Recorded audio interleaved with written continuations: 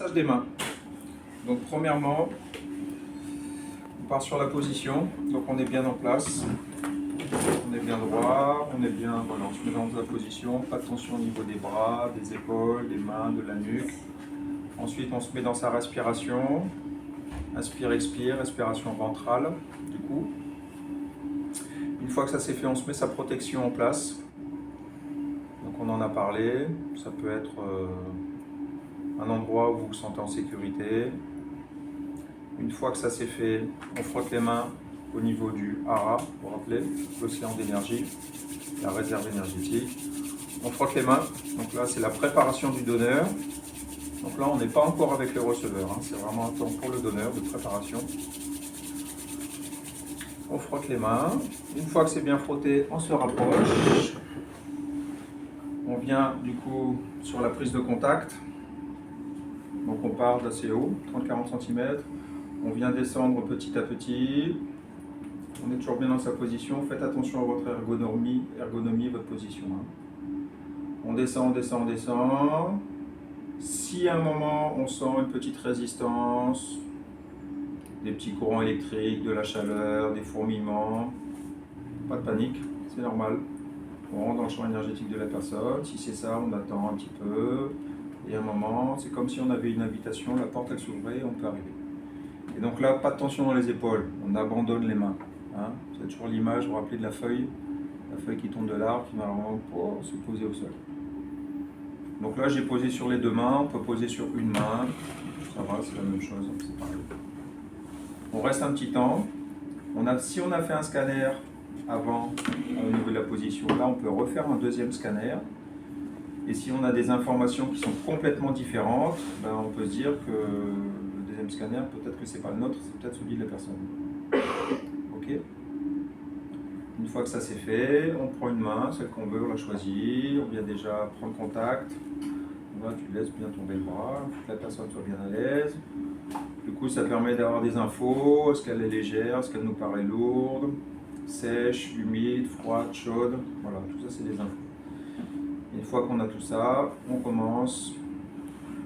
Travail du poignet. Donc si vous êtes au niveau de votre position, faites attention. Si vous êtes trop bas, mettez un coussin. Si vous êtes vraiment trop bas, vous pouvez travailler debout. Hein, c'est comme vous sentez. Moi personnellement, je préfère travailler debout. Voilà, toujours dans les pieds, hein, dans la position, hein, c'est important. Toujours dans la respiration. On vient faire tout le tour du poignet. Nos doigts sont les éponges. On vient nettoyer les os. À chaque fois qu'il y a une matière osseuse, on ne réfléchit pas. On fait le ménage. Donc tout le poignet. Ensuite, on passe sur les carpes, les métacarpes, le dos de la main. Donc on va venir nettoyer, pareil. Là, on a la peau et les os. On n'a pas trop accès à ce qu'il y a entre les deux. Donc on vient faire ça. Donc là, je le fais un petit peu vite. Une fois qu'on a ça, on a le pouce aussi. Et ensuite, on peut enchaîner directement sur la notion de pince. Donc on pince au-dessus, en dessous, hein, avec pouce index, au-dessus, en dessous, côté, côté. Et quand on arrive au bord de l'ongle, on maintient bien la main pour que la personne soit bien sécurisée. Et hop, on vient tirer. On peut le faire plusieurs fois, si vous voulez. Là, c'est intéressant parce qu'il y a les premiers ou les derniers points des méridiens qui partent d'ici, qui arrivent. Ok. Donc, la pince, sur le pouce, on fait tous les doigts. Voilà, on fait un petit peu vite. On fait tous les doigts. Hop, l'annulaire, l'auriculaire. On n'oublie pas la tranche de la main, hein, ici. Notamment là, il y a un point vraiment intéressant pour la colonne vertébrale. Donc pareil, on a tout l'os. Donc à chaque fois, on sent des petits trous, des petites bosses. On vient frotter, on vient explorer. Ensuite, on a la zone pouce-index ici.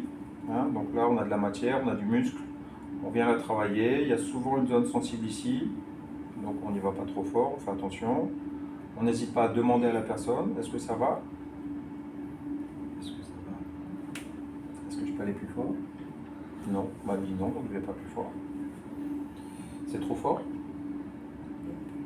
c'est un peu trop fort. Bon, je vais moins fort.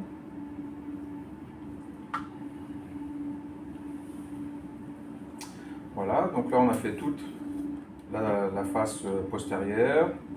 On peut retourner. Les doigts sont déjà faits, donc il nous reste le poignet déjà fait aussi, il nous reste la paume de main.